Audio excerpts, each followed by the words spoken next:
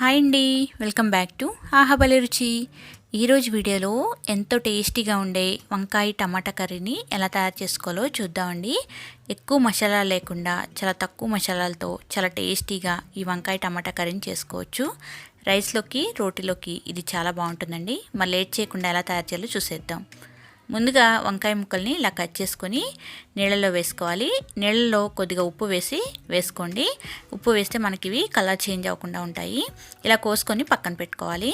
ఇప్పుడు stove on చేసి ప్యాన్లోకి ఒక 2 టేబుల్ స్పూన్ల వరకు నూనె వేసుకోవాలి.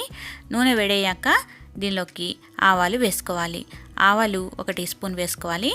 అలాగే జీలకర్ర కూడా 1 టీ స్పూన్ వేసుకోవాలి. నేను ఇక్కడ పచ్చెనపప్పు వేయట్లేదు, మీరు కావాలంటే వేసుకోవచ్చు.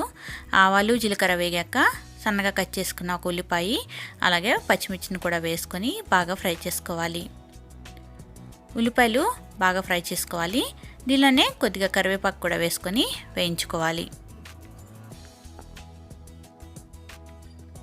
ఉల్లిపాయలు కొంచెం వేగిన తర్వాత దీనిలోకి కొద్దిగా పసుపు వేసుకోవాలి. ఒక 1/2 టీ స్పూన్ పసుపు అలాగే కొద్దిగా ఉప్పు వేసుకోండి. మనకి ఉల్లిపాయలు త్వరగా సాఫ్ట్గా అవుతాయి. ఉప్పు పసుపు వేసిన తర్వాత ఒకసారి బాగా మిక్స్ చేస్తూ ఫ్రై చేసుకోవాలి.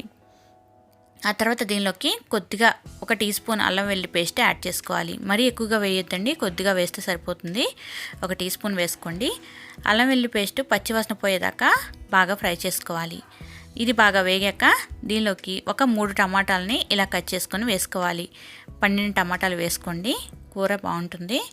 టమాటా వేసిన తర్వాత ఒకసారి బాగా కలుపుకోవాలి.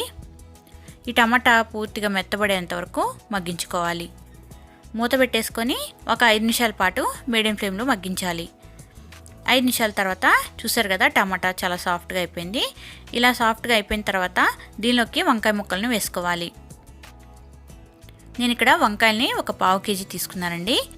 వంకాయ ముక్కలు వేసిన తర్వాత ఒకసారి బాగా కలుపుకొని మూత పెట్టేసుకొని ఒక 2 నిమిషాల పాటు ముక్కల్ని మగ్గించాలి. ముక్కలు కొద్దిగా మగ్గిన తర్వాత దీనిలోకి మీకు టేస్ట్కు తగ్గట్లుగా ఉప్పు, ధనియాల పొడి ఒక 1/2 టీ స్పూన్ వరకు వేసుకుంటున్నానండి. అలాగే మీకు తినే కారాన్ని బట్టి కారం యాడ్ చేసుకోండి. నేను ఇక్కడ 1 టీ స్పూన్ వరకు వేసుకున్నాను. వేసుకుని ఒకసారి బాగా కలుపుకోవాలండి. ఇలా బాగా కలుపుకున్న తర్వాత దీన్ని వాటర్ యాడ్ చేసుకోవాలి. వాటర్ వచ్చేసి నేను అక్కడ 1.5 కప్పు వరకు నీళ్ళని వేసుకున్నాను. వేసుకున్న తర్వాత ఒకసారి బాగా కలుపుకోవాలి. ఇలా అంతా కూడా బాగా కలుపుకున్న తర్వాత దీనిపైన మూత పెట్టేసుకొని ఒక 5 నిమిషాల పాటు మీడియం ఫ్లేమ్లో దగ్గర పడేంత వరకు ఉడికించుకోవాలి. చూసారు కదా, కూర చక్కగా దగ్గర పడింది, వంకాయ కూడా ఉడికిపోయింది. ఫైనల్గా సన్నగా కట్ చేసుకున్న కొత్తిమీర వేసుకొని బాగా కలుపుకొని స్టవ్ ఆఫ్ చేసేసుకోవాలి. అంతేనండి, ఎంతో టేస్టీగా ఉండే వంకాయ టమాటా కర్రీ రెడీ అయిపోయింది. సింపుల్గా ఎవరైనా కూడా ఈజీగా చేసేయచ్చు. మీకు ఈ రెసిపీ నచ్చితే లైక్ చేసి మీ ఫ్రెండ్స్తో రిలేటివ్స్తో షేర్ చేయండి. మరిన్ని వెరైటీ రెసిపీస్ కోసం మన ఛానల్ని సబ్స్క్రైబ్ చేసుకోండి. Thank you for watching.